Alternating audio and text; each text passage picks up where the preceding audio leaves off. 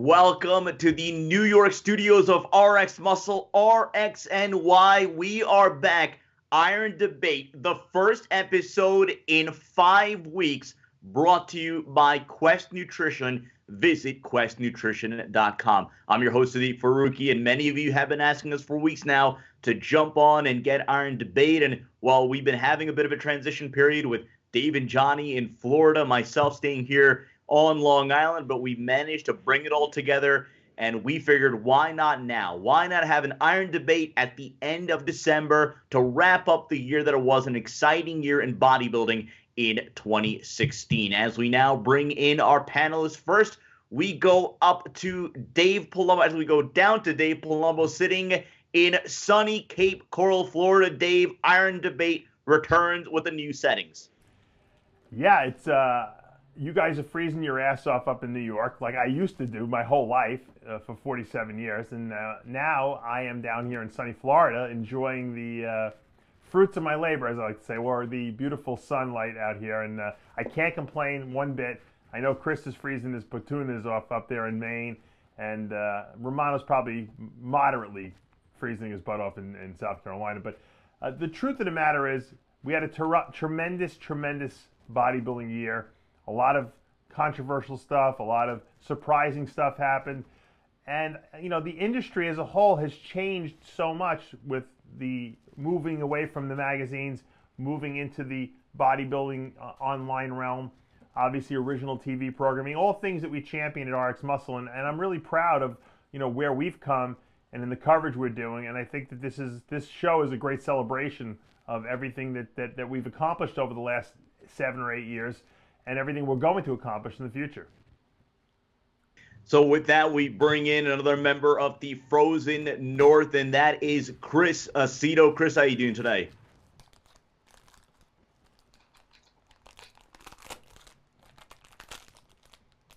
Actually, I think we're going to go to John Romano. Now, John, you sitting in South Carolina. Dave says you are moderately freezing off. I don't know if that makes any sense. What's it like down in South Carolina right now? Well, today you could mistake it for for London. It's just cold and raining, but not too cold. You know, Dave, this would still be shorts and tank top weather for Dave. It's above 30. So, I'm still getting used to it. I'm acclimatized to the tropics. I lived in Florida for 10 years before I moved to Mexico. So, I'm used to it being warm. So, it's a change. It's something I got to get used to. But, the weather here, it could be 70 and sunny tomorrow. So I'm just hoping for the best. Johnny, do we have Chris Aceto with us? Chris, do we have you? Yeah, can you hear me? Yes, perfect. Yes. So, again, You two, like me, sitting in the frozen tundra, but you're sitting in Maine. Yeah, I got a thermal on, and I'm like John, I know it's not going to be 70 tomorrow. It's freezing here. It's like London at its worst. And John, I just flash it real quick. That's my heat bill. I just hate this, Dave. And that's only for November, so the frozen tundra. But I'm glad, Dave, we got Iron Debate back, because people are texting me and asking me and emailing me what happened to Iron Debate. It seems 5 weeks. It seems like it's been like 25 weeks since we've done a debate show. Well, with that, we are going to get started. Of course, it was, as Dave said, a very, very exciting year in 2016. Of course, we saw Phil Heath walk away with his 6th straight Sandow, and that in the backdrop of what was arguably the most hyped appearance at an Olympia in recent memory, with that of Kevin Levrone, that up against one of the most stacked lineups in recent memory at the Olympia. And then, of course, some outrageous stories that we're going to get into. Of course, there was Rich Piana versus Boston Lloyd. There was quote-unquote Synthol guy and so much more. But we are going to start with basically a sign of the times. Now, this is a topic that we have touched on before, and that is bodybuilding media, where it was, where it is now, and where it's going to go in the future. And one of the signs of the times has been essentially the decline and near death of the bodybuilding print magazine. So, John Romano, we're going to go to you first on this one, because, as much as we joke about this topic, about our rivals over at MD and rumors of employees not getting paid for months, for years on end, and all sorts of turmoil and declining revenues, What is your take on where bodybuilding media is now and the impact that we're seeing today? Well, unfortunately, this is going to probably be a long-winded answer, but feel free to interrupt me. Bodybuilding media is in a state of flux right now. It's evolving. It's in a radical change period where we are moving completely away from print and completely digital. So I think as a sign of the times, we're noticing, and this even goes in supplement sales, anything that is commonly produced online, which is contained online, produced online, offered online, and contrived online, it does far better than anything else. And we've witnessed a decline in bodybuilding magazines to the degree that Muscle Mag is gone, which was a tremendous title for decades. We have, Flex Magazine is the flagship of all bodybuilding magazine. It's down to the thickness of a comic book now. We've gotten, Iron Man has gone all digital. So pretty much the magazine racks are devoid of bodybuilding titles, certainly nothing to the degree that they used to be back in the day. And really you have Muscular Development, which is a pamphlet now, mostly all ads, and Flex Magazine. Then, Muscle and Fitness for the fitness crowd, and then, a couple of women's titles. But pretty much we're seeing a complete decline, almost disappearance of bodybuilding print media. It's all going digital. And, we've been digital here at RX Muscle from day one. And, we have certainly triple quadruple, maybe even 5 or 10 times the readership, the actual readership of the top rated, print magazines now. Nobody's buying them. And that's why they're so thin. That's why their distribution and their subscriptions are declining, because whatever you're reading in that magazine is 3 months old. People want the information now. They want it today. They don't want to read about the Olympia 3 months from now. They want to know about it as it's happening. And you get that from places like RX Muscle. You don't get that from magazines. Having said that, you brought up the fact that, employees and personalities not being paid over at Muscular Development. This is a tremendous issue for the industry. And I've been talking to Dave and Chris about this over the last couple of weeks, that it's although we do tend to spend a lot of time ragging on Bleckman and Muscular Development, we do that in fun because it's funny. It's funny between us, especially. I can always get Chris Aceto to crack up, at any given moment by telling a Bleckman story. And, certainly Dave can get us all rolling on the floor with, his impressions of Bleckman, the puppets and everything. And we do that, but it's funny. But, but as a public figure, Bleckman is susceptible to that. But as a business and us as a news organization, we owe it to the industry to report on what's going on. So this is not sour grapes. We're not beating a dead horse. But what is happening is that Muscular Development is going on well over a year, on to 2 years in some cases, of not paying its employees and its contracted, personalities. He's not paying them.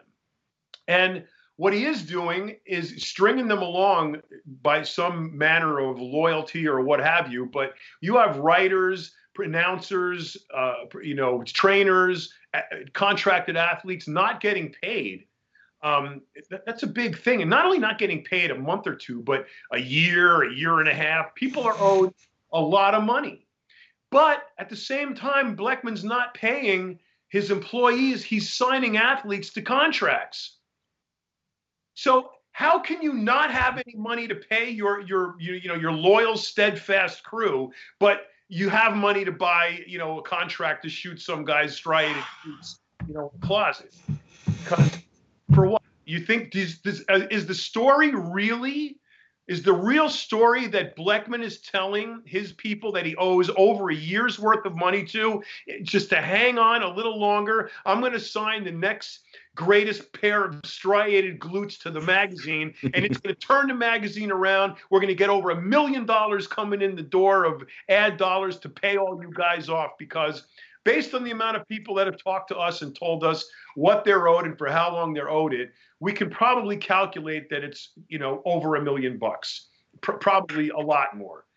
But So what do these guys think? Blackman's going to pull $1 million in the door and he's going to start writing checks, paying people off? That's not, A, the $1 million is not going to come. It's just not going to happen.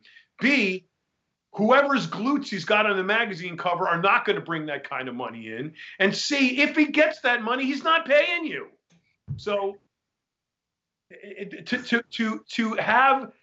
to have an entity out there, a business entity out there that is basically conning the public or conning the athletes, conning our constituents, athletes, to sign contracts. If they continue to support signing contracts in lieu of the fact that the hardworking people behind that magazine are not getting paid, that's a travesty that no one should be part of. If Blackman is going to sink his ship, sink it on his own. Don't ask other people to sink it for you, which is exactly what he's doing. Chris, I want to bring this up to you from the perspective of if, and again, John kind of painted the entire picture here, but you're an employee, you're owed months, if not years worth of pay. Let me play devil's advocate here. Why would you continue to do work for any entity, let alone in the bodybuilding industry or media or what have you? Why would you continue to do work for an entity that owes you large sums of money? Hope and promises. Hope that the money will come in, or hope that you'll get paid, or promises that you will get paid sometime in the future. And then two, in addition to that, those people not being paid do not have an alternative. It's not like they can, go collect unemployment or, head down to, Iron Man magazine, which is not in business, or Muscle Mag, which is not in business, and say, I worked 10 years hard for muscular development. They're on tough, they've hit a tough spot or an impossible spot, and I want to bring my talent over here.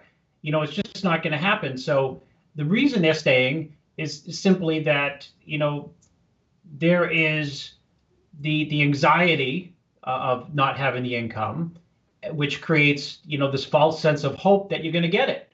And I agree with John. If the $1 million does come in, which is, if it did, which it's not, it's certainly not going to be dispersed to the people who it's owed to.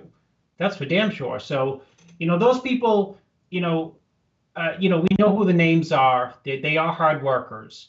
Ron Harris, Dan Ray, Ron Harris. Ron Harris is like, if you're going to owe money to Ron Harris, it would be like somebody in real estate. I can't. There's no analogy. Owing money to the person who makes sure that the buildings don't tip over every day, because Ron is that magazine at this point. So yeah. What we do know is this, that we've been predicting it, right, for a couple of years now. It's coming true.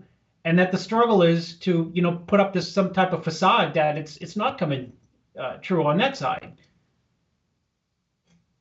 Dave, I wanted to go to you on the final word on this one. And again, I'm going to throw in this wrinkle as well, because we talk about the causes of what has resulted in essentially the collapse of print media and sort of the uncertainty as far as where bodybuilding media is headed.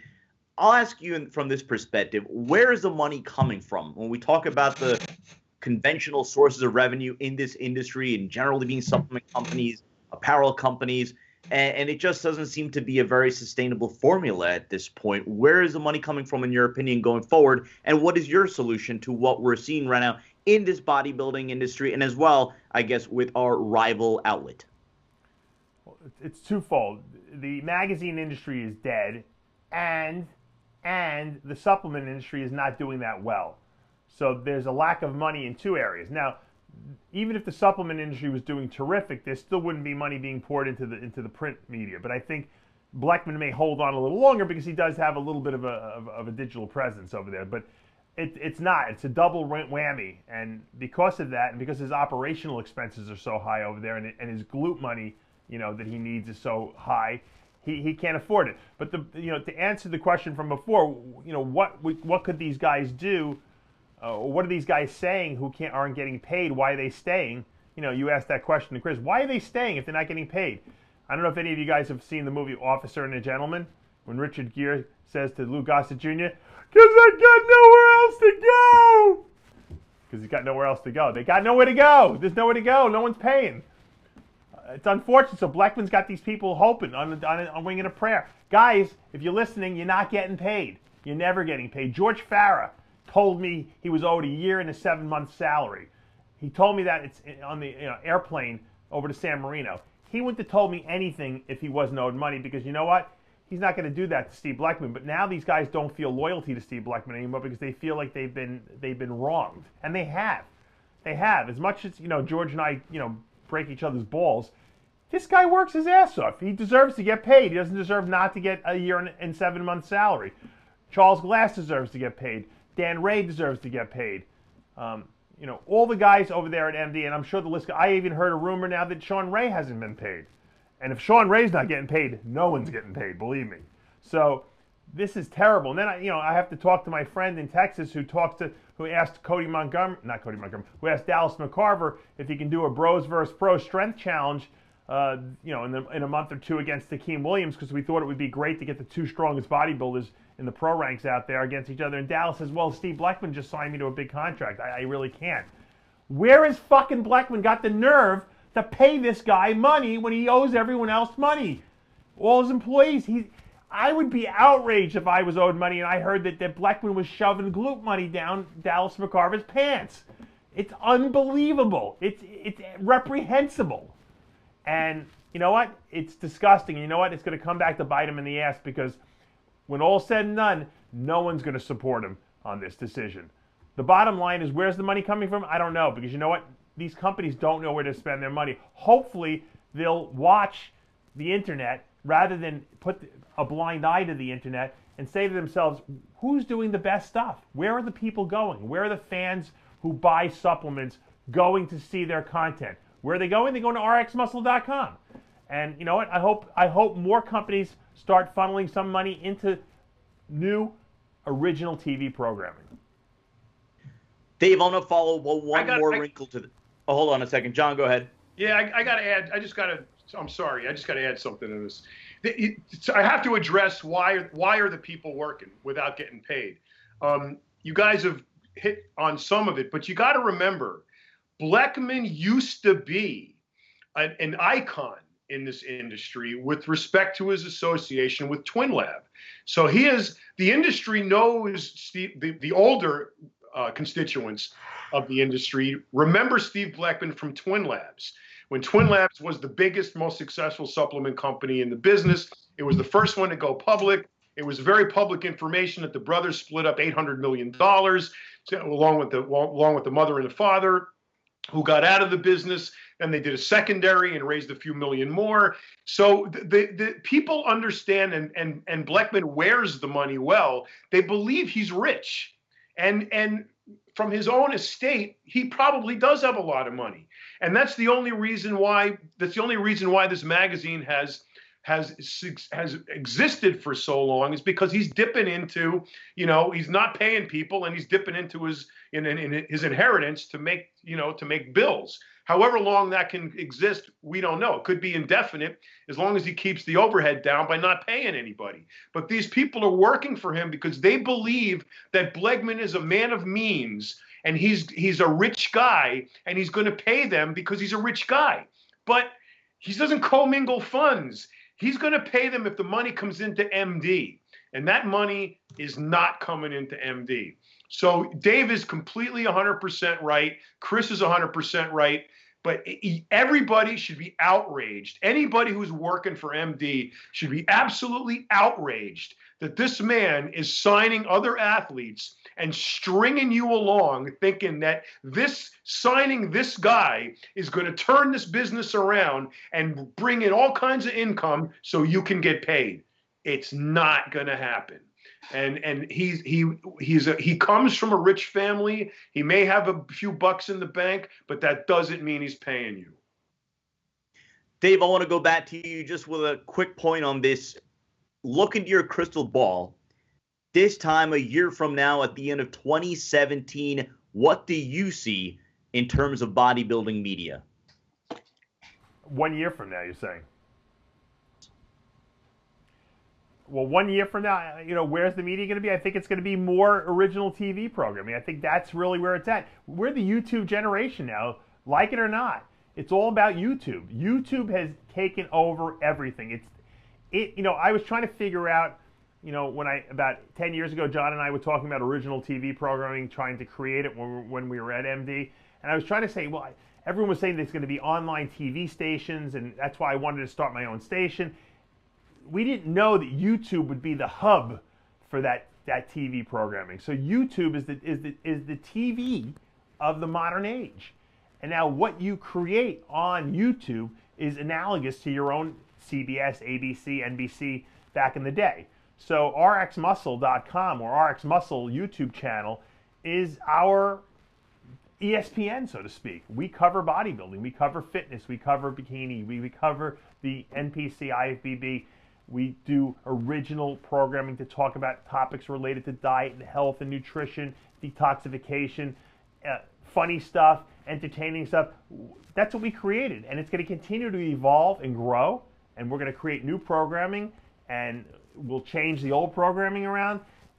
2017, we'll see the launch of a new RX Muscle website that will basically be attuned to be able to house this new original TV programming. And that's really what we're going to focus on. Will we be at a couple of big shows? Of course. We'll be at the Arnold, we'll be at the Olympia, like we always are, because we're invited there, we're treated well, and that's our Super Bowls. But other than that, everything will be focused on giving you guys information and entertainment. And after all, that's what we all want. We've always wanted it. We just didn't have the ability to create it and to broadcast it. Now we do, and it's only getting better and more interesting and more, I guess you could say, technically savvy. So we can watch it on our phones. Pretty soon you'll be able to put a pair of eyeglasses on and watch the TV programming with a little headset in your ear. So I'm excited about the future. You're watching Iron Debate on rxmuscle.com, brought to you by Quest Nutrition. Visit questnutrition.com. This is the year-end episode of Iron Debate, recapping the year that was in 2016. We now move on to our next topic, and that is who was the most impactful bodybuilder of 2016. So I'll start in terms of three that jump right off the page. Kevin Levrone, for all the excitement that he drummed up leading into the Olympia when he made that announcement at the Pittsburgh Pro that he was going to be competing at the Olympia, ending a 13-year hiatus, and all sorts of excitement because you had that classic era of the 90s versus today's era led by Phil Heath. Transitioning into Phil Heath, who walked away with his 6th straight Sandow at this past Olympia. Then you look at Dexter Jackson, who walked away with his 27th pro win at the Arnold Classic Europe, making him the winningest bodybuilder of all time. So, Chris Aceto, we're going to go to you on this one first. In your opinion, who was the most impactful bodybuilder of 2016? I had written down Dexter and Phil, but I'm going with Phil simply because Phil solidified that he's a great bodybuilder. Phil had 2 bad years, bad for him, 15 and 14. 13, he was, I was thinking of this yesterday before I even got the questions. 2013, Phil was like off the hook at the Olympia. And then, we set our expectations up here like this, saying, 2014, he's going to look like this. And he was like off. 2015, he was like flat.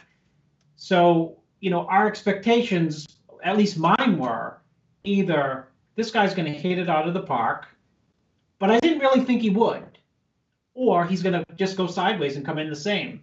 And he did hit it out of the park, I thought. I thought that Phil did enough at this year's Olympia to, put a scare in the other guys who thought they were catching him, to put a stamp on the Mr. Olympia where when we're doing the preview show come August, September next year, we got to reflect back on, but Phil looked unbelievable in 2015. I think this was the densest package. Phil had the density that he's probably never really had. He's always had tremendous separation and clean lines, but he had that combined with a dense, hard, I trained really hard, that type of look this year, and I was impressed as hell. And for that reason, I think he is the most impactful bodybuilder this year. John Romano, what say you? I'm going to go in a little different route here. To me, about the most impactful bodybuilder of the year is Kai Green, and I'll tell you why. About 4 or 5 months ago, Kai was at my gym in Mexico, and I had a very long conversation with him regarding the state of pro bodybuilding on the Olympia level and his participation in bodybuilding at that level. And what was so impactful was how eloquently he described the conditions that existed as far as his position went, and how pretty much bleak, I got to be really careful with my words here, how pretty much bleak the situation was for him. And his choice was to walk away from it. Now, here's a guy who handily won the Olympia in many people's minds last year over Phil, and was certainly an Olympia contender, and certainly potentially a Mr. Olympia in his own right. In the prime of his career, turns his back and walks away from the Olympia, and you will never see Kai Green compete in the Olympia ever. And I think that, to me, was far more impactful than Phil's density. Interesting. Let's go back on that point. Chris, I'm going to go back to you on this one.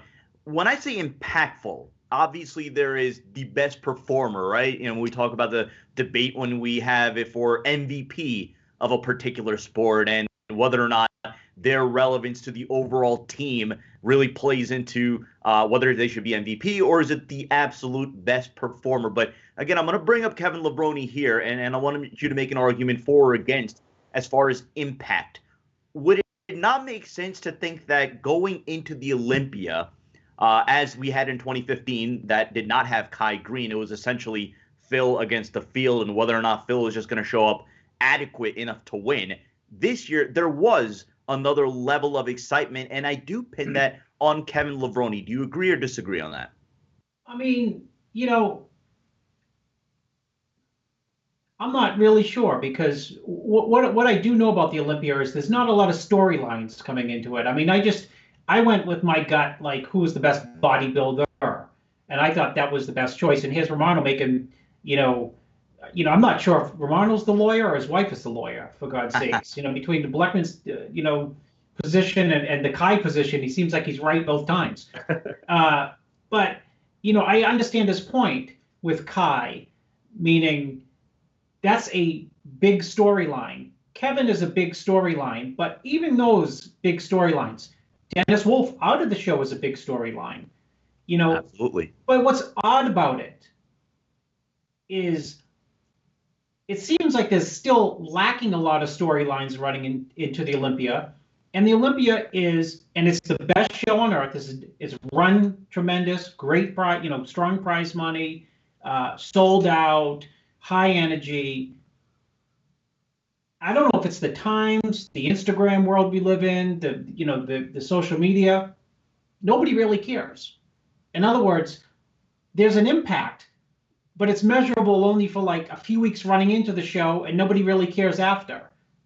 And I don't know why that is, but it's different than 1991 when Dorian comes to challenge Haney, and that was the storyline going in. And then it was the entire story for the entire year. Will Haney do it in 92? Is he going to retire? So the stories, they had a long build-up, and then they lasted all year. Now they're just like a shooting star. That there's a little bit of excitement about Levrone the last, you could feel that the last 6 weeks. And then after, by prejudging, it was over. Let's go to the final word. Dave Palumbo, most impactful bodybuilder in the year 2016, and your definition of what makes that bodybuilder the most impactful.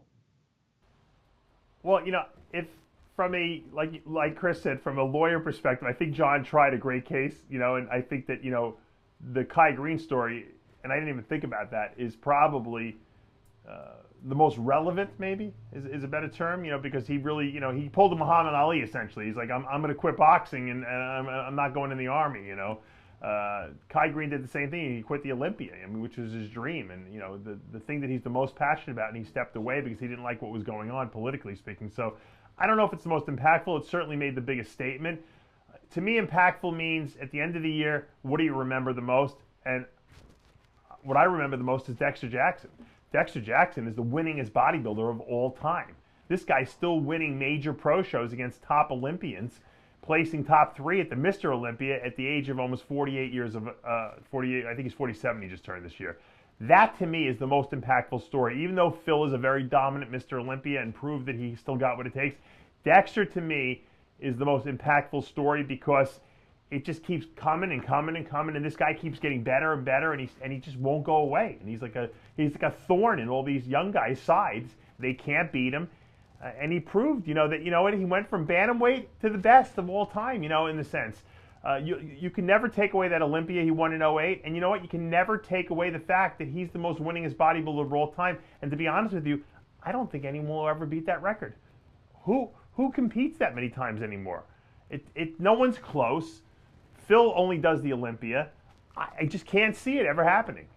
So to me, Dexter Jackson is the most impactful story of the year. Dave, I want to follow up with you real quick. Reminder, on our YouTube channel right now, and of course on rsmuscle.com, Dave was part of the San Marino Pro Legends All-Star, which included Dexter Jackson. Dave, give us a little perspective. I'm sure you got a chance to talk to him. Do you figure Dexter Jackson is really planning on trying to see how many more years he can go, or is there a cap at some point in the near future? Dexter doesn't really like me that much anymore. He likes Johnny better than he likes me because I tell the truth. But I did speak to him. We did talk to him. And from what Dexter's saying is, I think now that he's got the record, he doesn't really have anything to prove. I think he's saving it all up. He wants to win that Olympia again. And he's not going to compete all year until the Olympia next year, which is a rarity for Dexter Jackson. He likes to compete. He likes to win money. He likes to win, period. And he says he's holding out, and he's going to do the Olympia next year. He feels he's going to bring a better look, and he thinks he can take out Phil. Whether that's true or not, I don't know. But I would not be one to doubt him. I'll never bet against Dexter ever again because this guy just keeps surprising us time and time again. To me, I think it might be a good move. Preserve your body a little bit. Other guys might say, hey, win shows, man. But Dexter seems to always pick the right shows. He's always at the right place at the right time. He wins when no one thinks he can win. So who are we to question his methods, And, I'm sure he'll probably hit that whole European tour after the Olympia as well, collecting several wins there as well. So I don't think we're going to see him till the Olympia.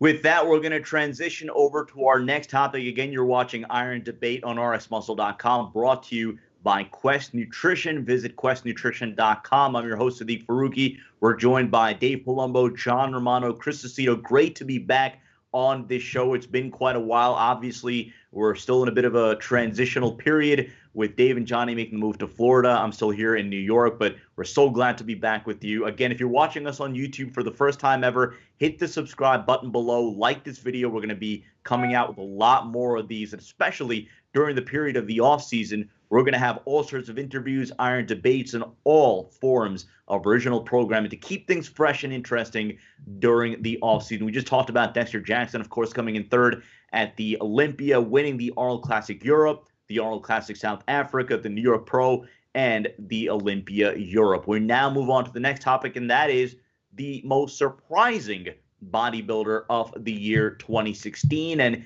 some obvious names are, William Bonac, the Conqueror, having a breakout performance in the Olympia and then going on to win 2 shows in the post-Olympia tour.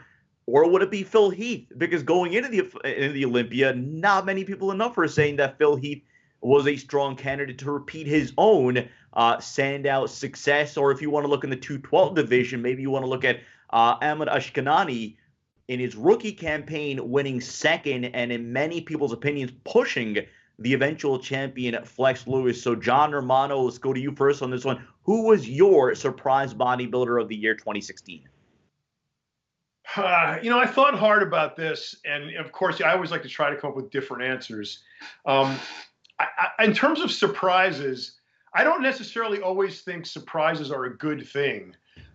You can be poorly surprised, and I think in this case, I'm going to have to talk about my good friend Kevin Levrone, because along with Dave, I predicted Kevin to win the Olympics. And I made that prediction based on the fact that Kevin in his day was just an amazing, amazing, amazing athlete. Certainly, the Kevin Levrone of the mid-'90s and late '90s could easily destroy any row of top-level pros, today. At least that's what I believe.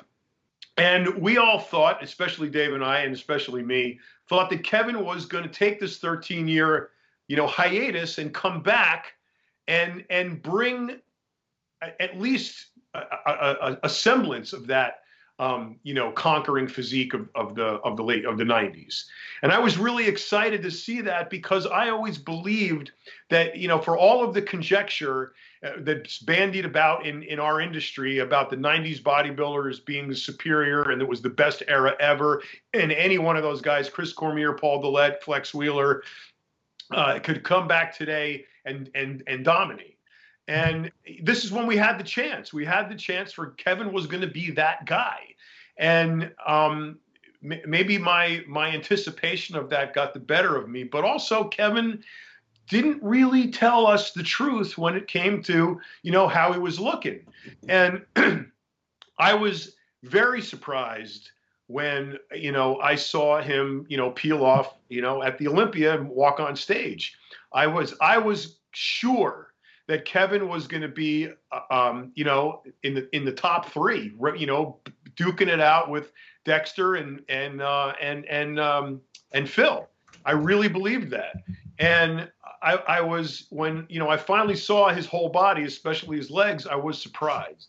And I think that was the most impactful surprise of the year for me, that, that Kevin didn't live up to the expectation that we all went into the Olympia with. So it's a surprise, but it's not like a good surprise. Chris Aceto, let's go to you on this one. Whether it's a good surprise or a disappointing surprise to you, who was your most surprising bodybuilder in 2016? I was surprised with Ahmed Askanani, because it's the Olympia, right? The chances of you being, the chances of being overlooked in the Olympia, no matter what your physique is like, it's pretty good. I mean, you can get lost in the mix, especially in the 212, because there's like 40 peeled guys in the show. And he comes in first Olympia, and he places ahead of Jose and Correa and David Henry and Guy and Tank Williams, all these guys. So, to do that, as a rookie, it's impressive, no matter if you're a fan of his physique or not a fan of his physique. He's got enough muscle on his body apparently to be able to, be recognized as second best 212 bodybuilder in the world. Dave, final word. Let's go to you on this one. Your most surprising bodybuilder of the year 2016. Now, John Romano, of course, threw in a bit of a caveat there, not with the, I guess, for good reasons, more from a disappointment perspective. Either way, for you, your most surprising bodybuilder of this past season. It's a hard call, because I think there was a lot of guys that surprised me. Nathan D'Asha surprised me. He was terrific. He won a couple pro shows. He made it to the Olympia stage. Dallas Macarthur surprised me. The guy is 325 pounds now. I mean, the guy is enormous. I was wondering why everyone called him Big Country, and he was sitting next to me at the Nationals, and I looked over at him, and I'm like, this guy's, I didn't realize he was 6'1". He's like a Greg Kovacs, type of guy. I hope he doesn't get too big, because I don't want to see anything health-wise happen to him. This kid is enormous. He doesn't look like the same human being who I saw turn pro at the North American Championships. It's like he's become a different person. So he surprised me this year. A lot of guys surprised me this year. I thought it was a year of the rookie year, I call it. There's a lot of great rookies that came out of the woodwork and did well. Akeem Williams is another guy who won a pro show this year. I don't know if I would say he was a surprise to me. I thought he was going to do it. At an Olympia level, I think Chris is right. I think Ashkenani was probably the biggest surprise because no one expected this guy to come in and play second, at the 212 Olympia. That was certainly a shocker. So I hate always agreeing with Chris, but yeah, Chris is right. I think the Ashkenani story is the biggest story. But I think like in the Open, I think there was a lot of surprise guys who did some terrific stuff, and they're going to be the stars of 2017. I mean, I think a lot of us thought Justin Compton was going to be the only guy to really surprise people. And this guy, and he won 2 pro shows. So, I mean, he did great too this year. But I think that the rookie class has finally stepped up their game, and we're going to see them do some damage in 17. Before we move on to our next topic, I'm going to throw in a bit of a wrinkle here, and I'm going to go across the board on this one. And if you want a few seconds to gather your thoughts on it, go ahead. But I'm going to ask you this. Your one bold prediction for 2017, the 2017 contest season, one bold prediction. Is there someone who was in the bottom half of the top 10? They're going to jump up into the top 4. Is Big Ramy going to walk away with the Sandow? What will be your boldest prediction for the year 2017? Chris, we're going to go to you first on this one.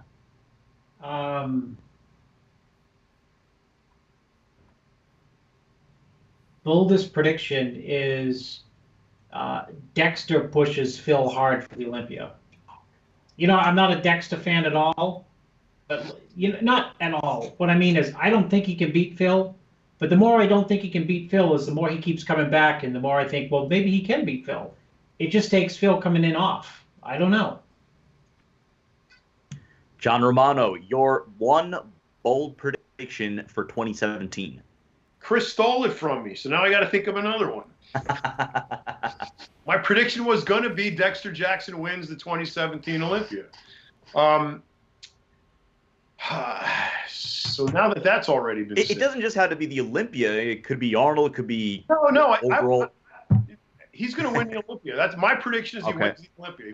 But in essence, we got to have some variety. So, be that as it may, I think what I think. I think one of these new guys is gonna pull a Trump and bust convention and blow into the top ranks of the Olympia. Be it Dallas Macarthur or any of these surprising new guys that have come up. I think the sport is due for like a Dorian, a guy that comes out of nowhere and just kind of blasts his way to the top. And I think there's a couple of guys now that we're seeing breaking out that could possibly do that. And there may be somebody that comes out of nowhere and does it. And I think that as bold a prediction as that can be, I think that you're going to see the top tier disrupted by a breakout new pro. And that was one of the more exciting things about this past Olympia, is the fact that you had so many of these young and up bodybuilders. Dave mentioned it, Nathan Diasha, Justin Compton, Dallas Macarthur, the Australian Josh Lenardowicz, and then, of course, what William Bonac was able to do coming out of nowhere and just putting on a stunning performance at the Olympia, and then, of course, going on to 2 post-Olympia wins. Dave Palumbo, final word, your bold prediction for 2017. I think we're all missing the boat. I think we all forgot something. The excitement is not going to come from bodybuilding. It's not going to come from 212. It's going to come from classic physique. I think classic physique, we're going to see the stepping up of some amazing looking bodies that we haven't even seen or even dreamed of being up at that upper echelon. And, we saw the first classic physique Olympia this year. I think there's going to be a completely realignment in 2017, and we're going to see the Lenda Murray or the Lee Haney of the classic physique division emerge and take the throne, and it's going to be someone who's going to dominate for many years to come. I think that's where the surprise will be. Who that person will be, I don't know. I'm not a soothsayer, but I believe that that's where the excitement is. I think open bodybuilding and 212 are going to be pretty much static. They'll be the same characters, same outcomes for next year. I think classic is where we're going to see the mix-up and the shake-up. that brings us to our Chris. You trying to get in? No, I was just when we were talking about the Olympia, Dave was talking about staticness, and the Olympia, right, has been like Phil, and I don't mean this in a negative way, and either Sean or Dexter or Kai, and then throw in who's the German guy? My goodness, who's injured? Wolf. I mean, it's been that group for like 5 years now, right? Roden's been third or second or he's been third for 5 straight years, and then he moved into second. And then Dexter's been third or fourth, third or second, and Phil's been first. I mean, it reaffirms in terms of what John said. John said, the sport needs, I think he said, a breakthrough guy who came from, nowhere. You know what it may be, Dave? Maybe Rashid, for God's sakes. It may be like a Rashid type. Somebody who just like leapfrogs, not like, oh, wow, you did good. 4th place in your first Arnold. Like, wow, he got second and he should have won. Everyone said he should have won. I think that helps propel the sport for 2017 forward. I don't know if that's going to happen, obviously, but it needs somebody like that, I think, at the Open. Nothing against, Phil continuing to win because he deserved it. But, it needs some, like, oomph in the Open to shake things up. You're watching Iron Debate on RxMuscle.com, brought to you by Quest Nutrition. Visit questnutrition.com. We now go to our 4th and final topic of debate, and the first 3 topics were about on the stage and in the media, how the sport is covered. Well, this 4th topic kind of ties in with the first, and the direction in which bodybuilding entertainment, in a sense, has gone. And there have just been so many bizarre, outrageous stories over the course of 2016. One, the recent feud between Boston Lloyd and Rich Piana. And then, of course, earlier in the year, Rich Piana and Jason Genova, the incident that took place, slap incident that took place at a convention booth.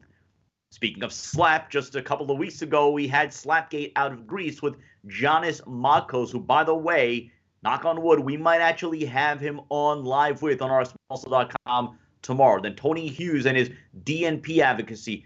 So many different ways that the bodybuilding fan is entertained, some more over the top than the others. So, John Romano, we'll start with you on this one. Your most over the top, outrageous story of 2017 in the bodybuilding realm. Oh, it's got to be the Greek slap around. Yeah, I mean, that fulfilled so many, checked so many boxes for me. It was raw human emotion, caught on camera. It was, an opportunity for, someone to stand up for himself, and he didn't. It was an opportunity for the industry to maybe, have some compassion for somebody, and they didn't. It was an opportunity for somebody to, be a human being and fail and, come back and, apologize for his actions and move on. And it was an opportunity to add some excitement, to the sport. I look at bodybuilding. People are always asking me, how do you make bodybuilding better? How do you make bodybuilding more exciting? What can bodybuilding do to improve? And I always say that, you're talking about a pageant here. You're not talking about, guys running into burning buildings. It's a pretty mundane endeavor at the show. Yeah, in the gym, it's another story, but we don't see any of that. We don't see what it takes to go on stage. We just see what happens on stage, and you get to pose, and that's about it. And, we keep picking the same winners. I mean, we got Phil 6 years in a row. We had the Jay Cutler reign. You had Dexter pick up one in between there, which was, I have to say this about Dexter, that was probably the most exciting thing to happen in the Olympia in a long time, is that the reigning champ lost and to a guy who rightly deserved it. And the next year, the champ was coming back to take his title back. And that's the kind of rivalry that needs to be bred, in the Olympias, that, they got to quit giving it to the same guy every year. Spread it out a little bit. There's too many uncrowned Mr. Olympias running around. They should have been crowned. It should have been, given that they were going to have an opportunity to come back and, create some excitement, in the competitive arena, sell more tickets, generate more excitement, et cetera, moving in, making bodybuilding a more, exciting endeavor. The Greek incident, the slap was heard around the world because it was squashed. It was an unsportsmanlike thing to do. It was a terrible thing to do. I feel sorry for anybody that gets hit. I feel more sorry for somebody that gets hit and then doesn't get up and hit the guy back who hit him. But, that's just me. But, I really feel that I feel that the smack that was heard around the world was a wake-up call, if you can look at it that way, to look at bodybuilding for what it is and realize that this sport is a high stress, creates a high stress environment. The people involved are very passionate. They're also very fit. So, if their fuse gets lit and they go off, bad things can happen. And when they do, it should be contained, and it should be, used like reality TV to make the sport more of what it is and create some draw. And I hope that the powers that be can kind of relax a little bit, not ban this guy for life, give him an opportunity to come back and, put him on parole and see what happens. Chris, let's go to you. What was your most over-the-top story of 2016? I don't. It's hard for me to pick what's over the top. I see the choices there. I'd go with since John stole my choice, but he articulated it better than I could. I'd go with the Rich Piana Boston Royd story because, they're irrelevant yet they're relevant. I mean, they're not good bodybuilders, in the sense that they've won big shows. Neither of them have great physiques. I mean, there's a lot of people on Instagram running around who, you turn on your Instagram account and some guy's in Czechoslovakia or Czech Republic or in Spain or Mexico, and he's peeled out of his mind with broad shoulders, tiny waist, and you're like, God, if this guy gained 20 pounds, he'd win the 212 Olympia, or if this guy gained 40 pounds, he'd be a pro bodybuilder. But the physique is unbelievable.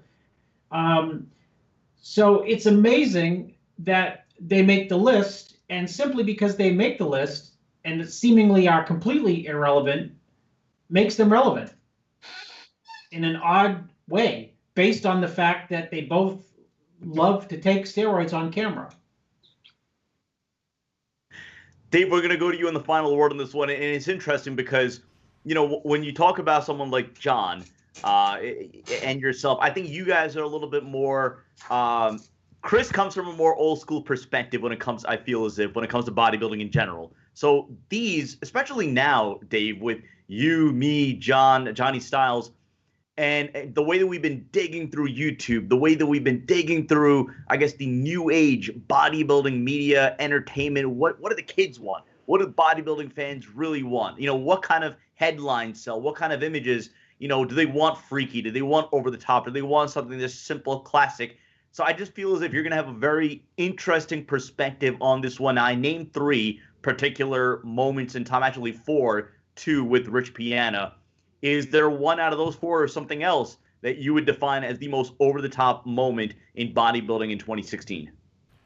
Well, obviously the slap heard around the world was a great story, but I don't think it was the most impactful. And I think that the Synthol guy, story that we did with the guy who competed in Canada with the huge, overshot, infected shoulders was certainly impactful, and I think certainly memorable. And the fact that we got to interview him and that he actually got to tell his story was great. But I really believe that this new Tony Hughes, as we call him, or his real name is Anthony Hughes, phenomenon on YouTube with his website Enhanced Athlete and the videos, he's come down to Cape Coral, he's come to New York to film with us, and his outright just, this is what I do. I take DNP. I'm a nutcase. I don't care how much I take more higher dosage than anyone else does. I take this. I take that. The complete openness of his drug admittance usage and all the guys that are associated with him how freely they talk about what they take. I don't know if it's refreshing or scary, because it's scary in the sense that I think they're a little over the top, these guys, to be honest with you. And I told them this on video, so it's not like I'm like a cheerleader for them. I completely challenge them on what they do, and how crazy what they do is, and irresponsible in a certain sense what they do. But at the same time, it's basically has taken the sport that is kind of like whispered behind in the locker room, and it said, here, this is what we do. It's like reality TV for bodybuilding. Who would ever thought that guys would inject steroids on YouTube? I mean, it's mind-boggling what these guys are doing. But it's reality. It's the greatest reality of reality. Unfortunately, I hope they don't wind up in jail because of it, but it's the greatest reality, TV of all time, in the sense that these guys are real. Now, I don't recommend that anyone listen to what they're saying, because I think a lot of the stuff is irresponsible, although some of the stuff is okay, information-wise. So, to me, that's the biggest story. All the coverage of Tony Huge and his Enhanced Athlete, enhancedathlete.com website, and all the craziness that those guys are doing. And if you see some of the videos that we've put up on our site of me interviewing him and some of his athletes, you'll know what I'm talking about. It's because it's not a one-incident thing. This has been going on and on and on, and I don't even know where it's going to go from here. He travels around the world. He goes to Thailand. He goes to all these crazy China and does steroids in China. He's shooting, vasodilators backstage at the Nationals. I mean, this guy is seriously, doesn't care and just says, hey, this is me. He makes Boston Lloyd look conservative. And I never thought I'd ever say that on anywhere or admit that. So to me, that's the most rememberable story of the year. Well, Dave, tying that back to the first topic was the future of bodybuilding media. Again, there is an element of demand from people. Otherwise, this wouldn't be happening right now. And it seems to be a competition now as far as who can be more transparent, more over the top, more direct, more cutthroat in that sense. Don't you see that in a sense in 2017 that bodybuilding media, a lot of the entertainment aspect is going to trend in that direction now, more so than what we've seen over the last couple of years, where it was a little bit more taboo per se? Yeah, my problem with it is I think it's irresponsible. It's like these bro science guys online giving advice about diet and drug use and supplements. It's not edited, so they're putting stuff up, but a lot of it's not right, and a lot of it's irresponsible. No one should be taking DNP. It's not necessary. It's dangerous. So I don't. In one sense, I find it entertaining because I can watch it in an entertaining way and not take it seriously. On another level, I'm worried for the kids who do watch it and listen to what these guys do and then follow what they do. That to me is scary, because I'm thinking, what if my son's was watching this crap and listening to these guys? Because they kind of make it cool. He's driving around in Ferraris. He's traveling all around the world. He's making himself look like the lifestyle of the rich and famous. And so that adds a glamour aspect to it, which takes away the level of responsibility. That's why I give my secrets to becoming a diet guru course, because I'm trying to educate people in the right way to do things, the responsible way, the science-oriented way, not the super sensationalistic. Like I said, what guy used to do Lifestyle of the Rich and Famous, that lunatic. Anyway, the point I'm making is that, I'm worried about what they're putting out there as being listened to and not just taken for entertainment. Okay. I would feel better if the guy called me up and said, all that stuff I do on camera, it's fake. I don't take real shots. It's water. I would have felt better that because then I could take it really for entertainment. But these guys are serious, so there's a little bit of a danger aspect to it. I have to say something. Yeah. Yeah, go ahead, John. Let's try to remember that I was the first person in our industry to give himself a shot on TV, on HBO's Real Sports with Brian Gumbel when Armin Katane was interviewing me. That was 15 years ago, and I don't think I sent a bad message to our youth. No, because you were doing it responsibly. You weren't snorting DNP up your nose, No, I wasn't. But it's not to say that I wouldn't. Yeah, it's true.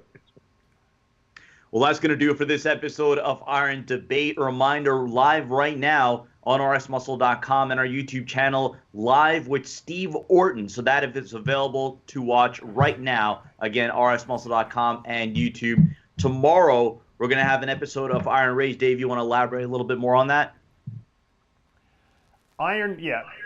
Rick Collins sent an article about steroid or athlete profiling in the Scandinavian countries. We knew about this a little bit, but it's been more explicit, and they've been going into it in a little more detail. In the Scandinavian countries, they can go into a gym, and if they think that you're using steroids, they can pull you aside and they can drug test you. And if you test positive, they can arrest you. This might be the most discriminatory behavior and policy since Nazi Germany with pulling Jews out and making them wear letters on them or moving them to separate housing. I mean, this is despicable. And John and I are going to go into our opinion about this policy and where it leads to and the danger of this policy. And, it's almost unbelievable in our day and age that they can do something like this, but it's happening. And you know what? If it happens in a couple countries, it could spread, and it could come here eventually. I don't know if it's going to come here with Donald Trump in office, but it could come here. So, I mean, we should be very worried about these type of policies. Also, tomorrow, part 2 of the Guru Celebrity Seminar from San Marino. You know, Johnny spent a long time editing these things because this seminar was over 2 hours, and he kind of took the best parts out of it, and we had to take the translations out of there. So I know you guys will love these seminars. The answers are terrific. It's where you're going to see George Farah, myself, Sean Ray, Flex Wheeler, Sean Roden, Dennis James, and Dexter Jackson all sitting on a panel answering questions together. You might never see it again. Part 1's up already. Part 2 will be up tomorrow, and I know there's a part 3 that will probably come out next week or maybe on Friday. So check it out on the YouTube channel. Also, if you like what you're seeing, make sure you subscribe because that really reinforces for us that what we're doing is the right thing out there. And after all, that's what we want. We want to bring you guys original programming. Johnny Styles is also telling me what else is coming. Friday Muscle Morning. Oh, that's right. I can't. How can I forget? Friday's Muscle in the Morning is the 1,000th episode of Muscle in the Morning. That's right. You heard it right. 1,000 episodes. And Johnny Styles is doing a special tribute. We got a bunch of exciting things we're going to be changing on Friday and putting in there. It's going to be an extended, super long episode. You're not going to want to miss it. The 1,000th episode of Muscle in the Morning. Isaac Hines told me that we wouldn't last 2 weeks doing Muscle in the Morning. That was, I don't even know how many years ago. So, Isaac, you're going to have to eat your hat on this one. Check it out this Friday, 1,000th episode.